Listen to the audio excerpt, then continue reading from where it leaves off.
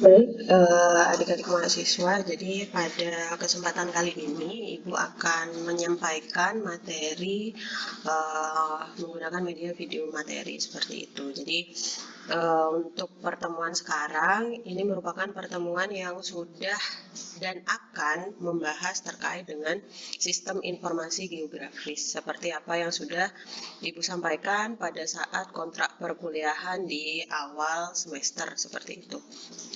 Kemudian ada beberapa hal yang memang harus diketahui terlebih dahulu, gitu ya, sebelum nantinya kita berpraktik pada software, yaitu software ArcGIS. Jadi sebenarnya video materi ini merupakan rangkuman atau materi yang mengkombinasikan pertemuan 9 dan ke-10 seperti itu. Adapun topik pembahasan yang akan disampaikan pada saat ini adalah yang pertama adalah pengertian sistem informasi geografis, kemudian yang kedua adalah konsep dasar sistem informasi geografis, kemudian subsistem, komponen utama, cara kerja sistem informasi geografis, serta kemampuan dari sistem informasi geografis itu sendiri. Jadi seperti sebelumnya yang sudah Ibu sampaikan, ada baiknya kita memahami dulu teorinya sebelum kita melangkah ke pengetahuan selanjutnya di penguasaan software seperti itu. Jika adik-adik atau teman-teman sekalian bisa mencari atau searching di Google seperti itu, entah di Wikipedia dan lain sebagainya terkait dengan pengertian sistem informasi geografis. Jadi pada dasarnya SIG itu merupakan gabungan dari 3 unsur pokok. Yang pertama adalah sistem, kemudian yang kedua adalah informasi, yang ketiga adalah geografis. Itu ya. Jadi sebenarnya SIG itu merupakan salah satu sistem informasi. Jadi ada hal yang diinformasikan, ada hal yang nantinya menjadi media komunikasi, gitu ya. Jadi SIG merupakan suatu sistem yang menekankan pada unsur informasi geografis. Istilah geografis merupakan bagian dari spasial atau keruangan, gitu ya. Istilah geografis dan spasial sering digunakan secara bergantian atau tertukar hingga timbul istilah yang ketiga, yaitu geospasial, yang berarti ini mengandung pengertian yang sama di dalam konteks sistem informasi geografis. Itu ya. Kemudian istilah informasi geografis itu merupakan informasi mengenai tempat-tempat yang terletak di permukaan bumi, pengetahuan mengenai posisi di mana, kemudian keterangan-keterangan objek atau atributnya. Jadi seperti yang Ibu sampaikan, kalau kalian melihat peta atau di Google Maps gitu ya, kalian akan menemukan posisi kalian di mana, kemudian keterangan itu kafe, itu rumah, itu perusahaan, itu sawah, dan lain sebagainya. Itu merupakan informasi geografis. Kemudian yang selanjutnya adalah, jika disimpulkan dari pernyataan-pernyataan ini, bisa disebutkan bahwa sistem informasi geografis merupakan sebuah sistem untuk mengelola, kemudian menyimpan, kemudian memproses atau memanipulasi, analisis dan penayangan data, di mana data tersebut secara spasial atau keruangan terkait dengan permukaan bumi. Intinya adalah, kalau di awal-awal Ibu menjelaskan bahwa ArcGIS itu sama dengan AutoCAD gitu ya. Bedanya hanya kalau AutoCAD kita basicnya atau di belakangnya atau layernya itu adalah layer kosong gitu ya. Kalau nggak hitam ya putih, tanpa ada keruangan yang terlihat di sana. Tapi kalau ArcGIS itu ada keruangan yang terlihat di sana. Keruangan apa yang ada di sana, Bu? Keruangan berdasarkan atau permukaan bumi. Oke. Kemudian, ciri-ciri sistem informasi geografis menurut Demers tahun 97 itu yang pertama adalah ada input datanya. Kemudian ada subsistem menyimpan dan memanggil data. Kemudian yang ketiga adalah ada subsistem atau suatu hal yang bisa memproses, manipulasi, dan analisis data. Kemudian yang terakhir adalah ada subsistem pelaporan. Antara lain tabel, kemudian grafik, kemudian peta. Oke, jadi ada input, ada penyimpanan, ada analisis, ada pelaporan. Jadi sama seperti kalian mengerjakan tugas akhir, mengerjakan laporan kerja praktek gitu ya. Ada datanya, terus data itu disimpan dulu, setelah disimpan dianalisis dan dilaporkan. Kemudian itu tadi terkait dengan apa yang disebut sistem informasi geografis. Kemudian yang di sini adalah konsep dasar sistem informasi geografis. Jadi sebenarnya konsep dasar sistem informasi geografis ada di sini.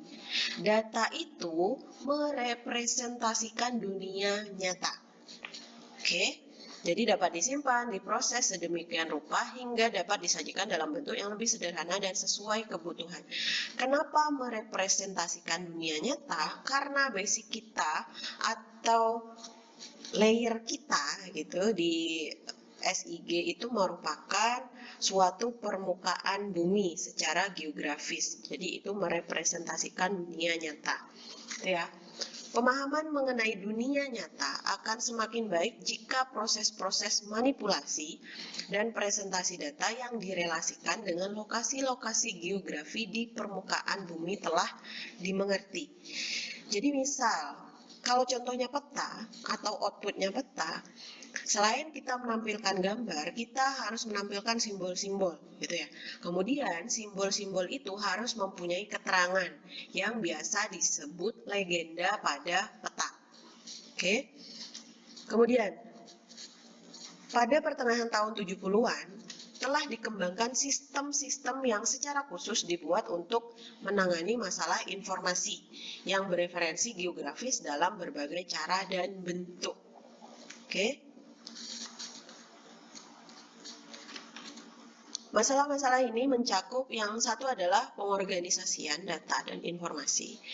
Yang kedua, menempatkan informasi pada lokasi tertentu. Yang ketiga, melakukan komputasi atau pemrograman atau analisis.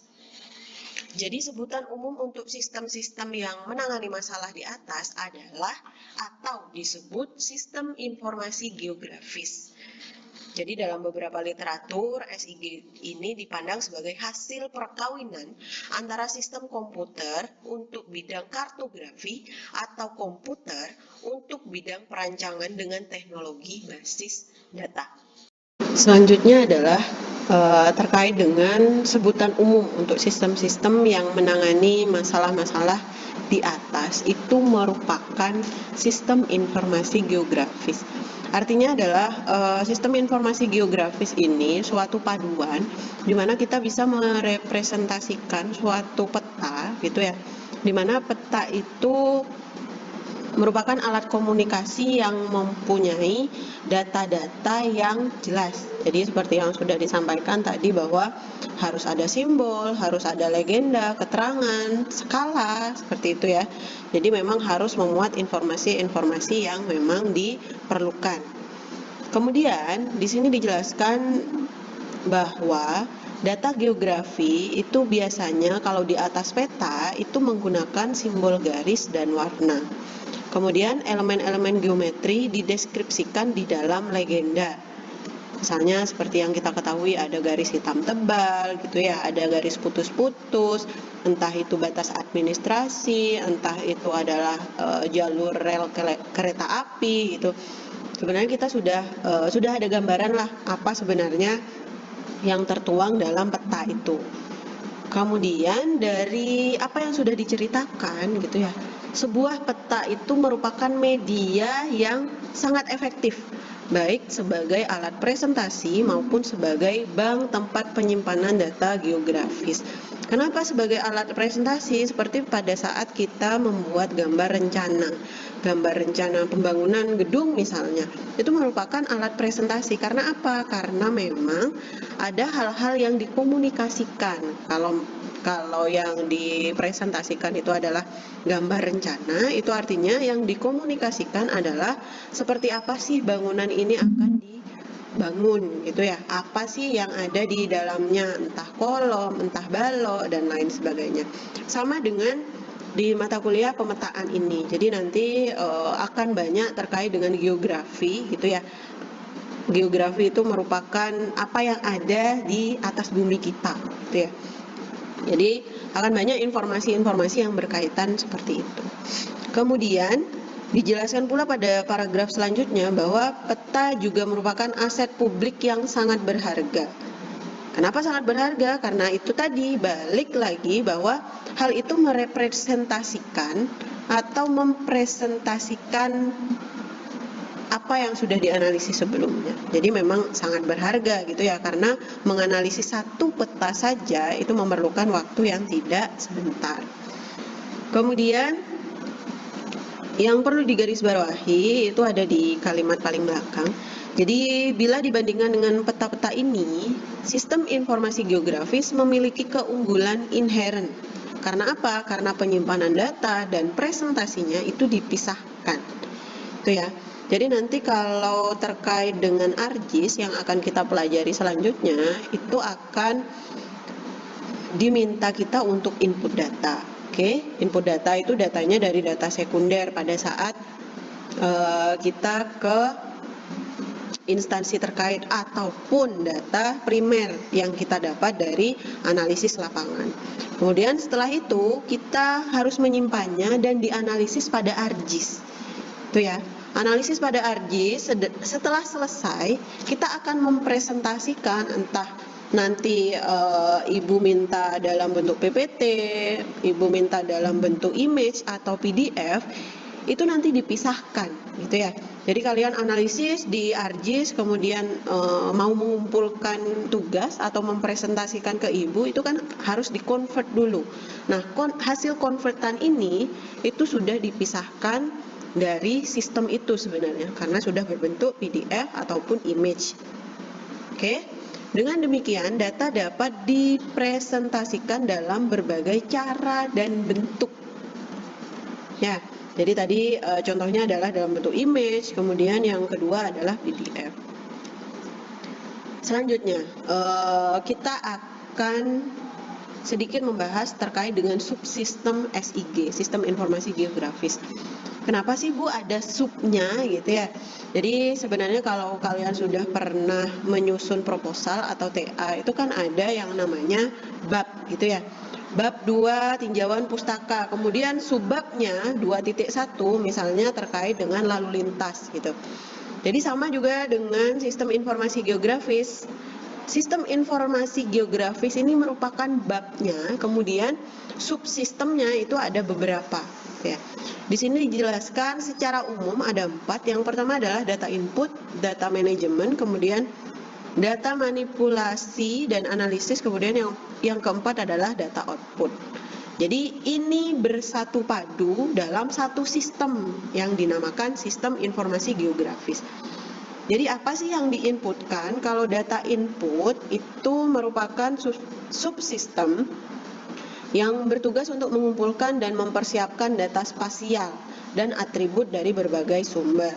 Kemudian subsistem ini pula yang bertanggung jawab dalam mengkonversi dan mentransformasi format data aslinya ke dalam format yang dapat digunakan oleh sistem informasi geografis. Ini maksudnya data input, misalnya kita membuat survei irigasi misalnya. Pada saat survei irigasi itu ada beberapa data atau informasi yang memang diinputkan pada Excel misalnya. Yang ada di Excel itu ada koordinat, ada salurannya lebar berapa gitu ya, kemudian panjangnya dan kondisinya, misalnya seperti itu. Itu contoh saja. Jadi nanti disesuaikan, misalnya mau input secara manual, koordinatnya silahkan, tapi harus disesuaikan juga format di ArcGIS itu, format koordinatnya apa. Itu mengapa kemarin sebelum UTS kalian diminta untuk mempelajari terkait dengan koordinat, bagaimana menjumlahkan, sin kostan, kemudian ada yang berbentuk desimal dan lain sebagainya. Nanti kita akan belajar banyak di sini. Kemudian data manajemen. Data manajemen ini merupakan subsistem yang mengorganisasikan baik data spasial maupun atribut ke dalam sebuah basis data sedemikian rupa sehingga mudah dipanggil, diupdate, dan diedit.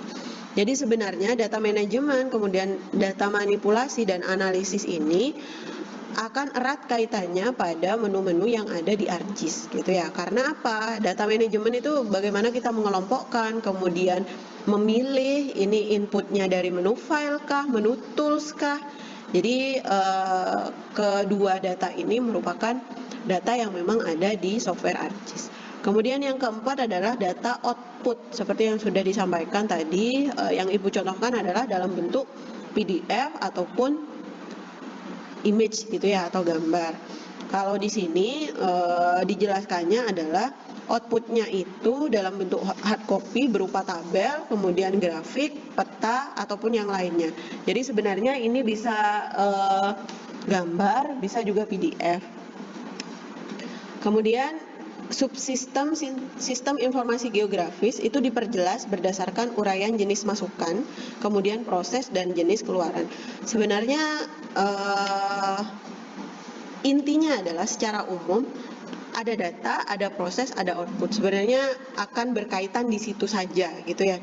Jadi kita harus tahu data apa yang harus kita cari, kemudian saat analisis kita harus tahu tools apa yang kalian pakai, yang seharusnya dipakai gitu ya. Kemudian outputnya, apa sih yang diminta outputnya gitu. Yang pertama adalah peta misalnya, kemudian tabel, laporan, atau informasi digital dalam bentuk soft copy.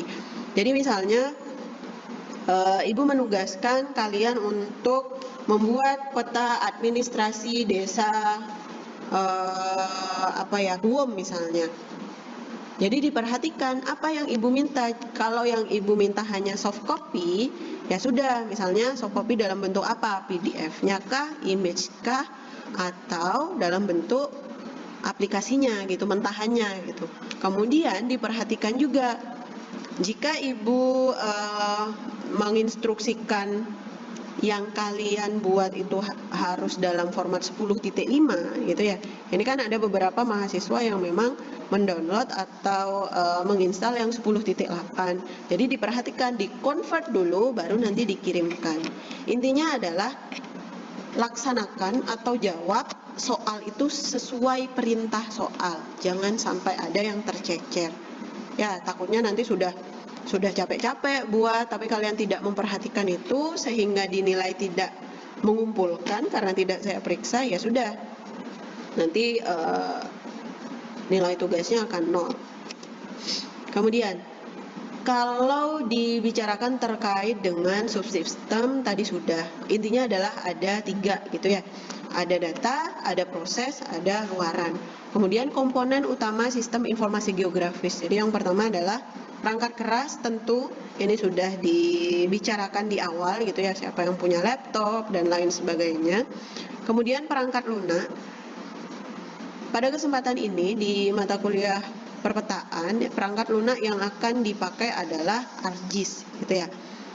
Untuk softwarenya, untuk yang 10.8 sudah Ibu share di grup gitu ya. Kalau memang tidak bisa dengan 10.8, silahkan yang kompatibel dengan laptop atau komputernya. Jadi sebenarnya secara mandiri pun kalian bisa mencari di web, di googling dan lain sebagainya.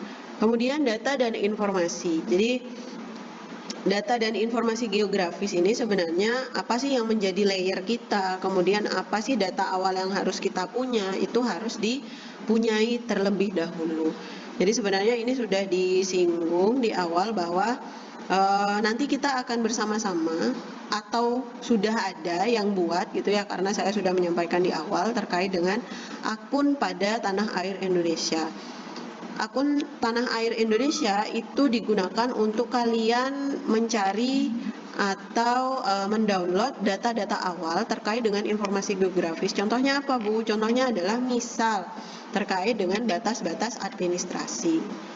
Entah itu di Gianyar, entah itu di Tabanan, ataupun di Denpasar. Itu ya. Jadi itu yang perlu diperhatikan. Kalau kalian buat akunnya sebelum kuliah di minggu depan gitu ya, biasanya sih banyak yang gagal karena kan bersamaan. Tuh. Kemudian ada yang dinamakan manajemen. Jadi suatu proyek sistem informasi geografis akan menghasilkan di manage dengan baik dan dikerjakan oleh orang-orang yang memiliki keahlian. Jadi intinya gini adik-adik, apapun software yang akan kalian pelajari gitu ya, kita harus tahu teorinya dulu, kita harus tahu historinya dulu, dan paling sederhana kita paling tidak kita punya manual booknya. Jadi di file itu apa, di editing itu apa, dan lain sebagainya. Lanjut ke cara kerja sistem informasi geografis. Sebenarnya ini sangat teoritis gitu ya, karena apapun softwarenya akan sama penjelasannya seperti ini. Jadi ada basis data spasial layer, jadi nanti layernya ada beberapa sesuai dengan apa yang kalian butuhkan, misalnya layer hujan, kemudian daerah pemukiman, daerah persawahan, ladang, dan lain-lain. Kemudian ada basis data atribut. Data atribut itu merupakan tabel-tabel atau informasi dari peta yang kalian buat, misalnya terkait dengan tutupan lahan. Tadi disebutkan ada perumahan, kemudian sawah gitu ya. Nanti pada atribut tabel kalian bisa memasukkan luasan setiap tata guna lahan itu. Misalnya pemukiman ada 300 km persegi. Kemudian sawah terdapat 100 km persegi dan lain sebagainya. Kemudian itu harus punya relasi dan disimpan dengan basis data sistem informasi geografis. Jadi basis data sistem informasi geografis ini pada mata kuliah ini kita akan menggunakan ArcGIS seperti itu. Jadi intinya adalah sistem informasi geografi dapat merepresentasikan real world-nya atau dunia nyata di atas monitor komputer, sebagaimana lembaran peta dapat merepresentasikan dunia nyata di atas kertas, gitu ya. Sistem informasi geografis, jadi bedanya kalau kita pada saat SMP, SMA itu melihatnya di kertas, tapi sekarang kita bisa membuatnya sendiri, melihat di monitor, kita bisa editing dan lain sebagainya, sesuai dengan kebutuhan yang memang kita perlukan. Kemudian SIG menghubungkan sekumpulan unsur-unsur peta dengan atributnya. Di dalam satuannya yaitu disebut layer. Jadi sebenarnya layer pada sistem informasi geografis itu sebenarnya nanti ada beberapa. Jadi misalnya jalan, laut, batas administrasi, kemudian tata guna lahan seperti yang sudah disampaikan gitu ya. Kemudian rancangan basis datanya akan menentukan efektivitas dan efisiensi proses-proses masukan, pengolahan data, dan keluaran sistem informasi geografis. Oke. Kemampuannya apa aja? Berdasarkan definisi kemampuan sistem informasi geografis sebenarnya banyak. Selain tadi yang memang secara umum itu adalah pemetaan gitu, tapi ada beberapa. Jadi ini yang dicontohkan hanya beberapa aja. Yang pertama adalah memasukkan dan mengumpulkan data geografi. Kemudian yang kedua, mengintegrasikan data geografi, pasti. Kemudian memeriksa, mengupdate data geografi, ini sudah masuk pada analisis, menyimpan dan memanggil itu masuk analisis. Kemudian mempresentasikan atau menampilkan, ini sudah dalam bentuk analisis yang akhir-akhir. Mengolah data, menganalisis lagi, dan menghasilkan luaran atau output. Bisa soft copy, bisa hard copy. Dalam hal ini, dalam mata kuliah ini, jadi kalian harus ya seperti yang sudah Ibu sampaikan, jadi sesuai apa yang memang diminta. Kalau yang diminta soft copy, jangan nanya lagi, Bu, hard copy-nya perlu atau tidak gitu ya. Jadi usahakan sesuai instruksi. Oke. Kemudian berdasarkan fungsi analisis spasial. Jadi ada klasifikasi, ada network, ada overlay. Jadi kalau klasifikasi sebenarnya penggunaan data spasial ketinggian permukaan bumi, dapat diturunkan data spasial kemiringan. Intinya adalah nanti di tanah air Indonesia itu ada yang namanya data elevation modeling. Nah, data elevation modeling itu bisa kita turunkan menjadi peta kontur. Itu nanti yang bisa kita klasifikasikan. Bisa juga nanti mengklasifikasikan tebal ringannya hujan dan lain sebagainya. Kemudian network atau jaringan. Jadi sebenarnya fungsi spasial itu seperti yang kita tahu pada peta, kita pasti tahu titik-titik poin itu misalnya ibu kota, kemudian kabupaten, provinsi gitu ya. Kemudian garisnya itu seperti yang sudah disampaikan tadi, misalnya ini jalan provinsi, kemudian jalan rel, kereta api, dan lain sebagainya. Overlay, fungsi ini menghasilkan data spasial baru dari minimal 2 data spasial. Nah, overlay ini merupakan kombinasi antara beberapa data. Misalnya nanti mau menghubungkan data kepadatan penduduk dan data hujan misalnya. Kalau digabung ini menjadi area yang memang dampak genangannya, dampak banjirnya itu yang paling tinggi. Misalnya seperti itu. Itu ya hubungannya. Kemudian ada buffering. Buffering itu merupakan fungsi menghasilkan data spasial baru yang berbentuk poligon. Nanti kalian akan ketemu titik, kemudian polyline, ada poligon. Kemudian ada yang dinamakan 3D analisis. 3D analisis itu berkaitan nanti dengan kontur sebenarnya. Jadi kalau 2 dimensi itu seperti kita menggambar titik, garis sama poligon. Kemudian kalau 3D itu kalian akan melihat bahwa pada saat kita create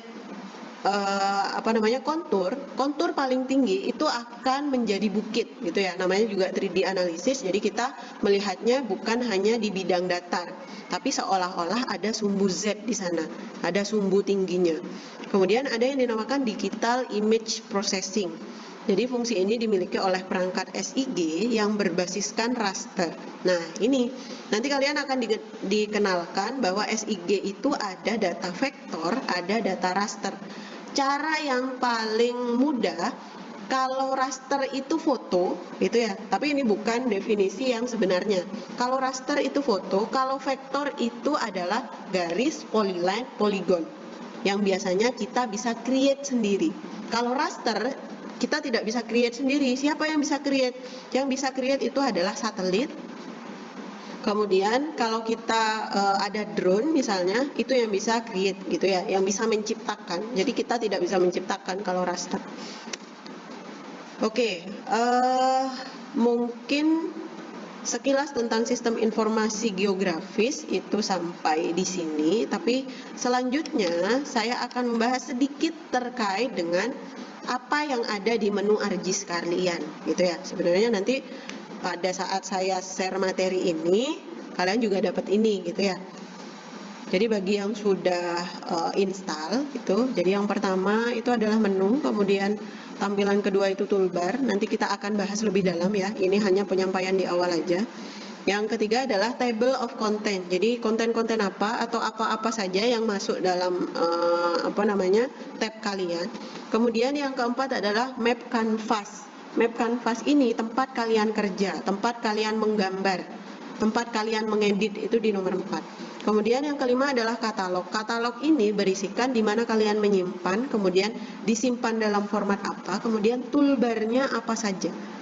Oke. Kemudian yang keenam ini adalah toggle. Jadi sama seperti AutoCAD. Jadi kalau AutoCAD kan ada layout, ada window seperti itu ya. Sama dengan AutoCAD sebenarnya caranya. Hanya layer kita aja yang berbeda. Jadi layernya adalah terkait dengan geografi. Kemudian yang ketujuh adalah koordinat bar. Jadi ini akan menampilkan misalnya kalian titiknya di titik 4, itu koordinatnya, X-nya berapa, Y-nya berapa, akan ditampilkan di sini. Oke. Jadi ini merupakan menu interface-nya, keterangannya, fungsinya, dan lain sebagainya kalian bisa lihat di sini gitu ya. Akan lebih gampang saat kalian membaca petunjuk ini sambil kalian lihat ArcGIS-nya gitu ya. Kemudian ini cara-cara input data gitu. Ini secara umum saja. Jadi ini masih awal-awal, nanti ada materi khusus yang memang kita kenalkan lebih dalam terkait dengan software ArcGIS-nya. Baik, jadi itu penjelasannya. Semoga apa yang kita pelajari, karena ini merupakan ya bukan mata kuliah yang baru sih, tapi memang baru ada di kurikulum yang baru. Jadi semoga bisa membantu, karena ini bentuknya video materi, jadi bisa berulang-ulang kalian akan membuka ini seperti itu. Jadi perhatikan yang pertama adalah pada saat minggu depan saya mengajar, entah itu offline atau online, saya akan secara acak akan menanyakan sudah install dan sudah berfungsi atau belum ArcGIS-nya gitu ya. Tidak akan menyuarakan misalnya sudah semua atau belum gitu, enggak. Nanti saya akan acak siapa misalnya salah satu mahasiswa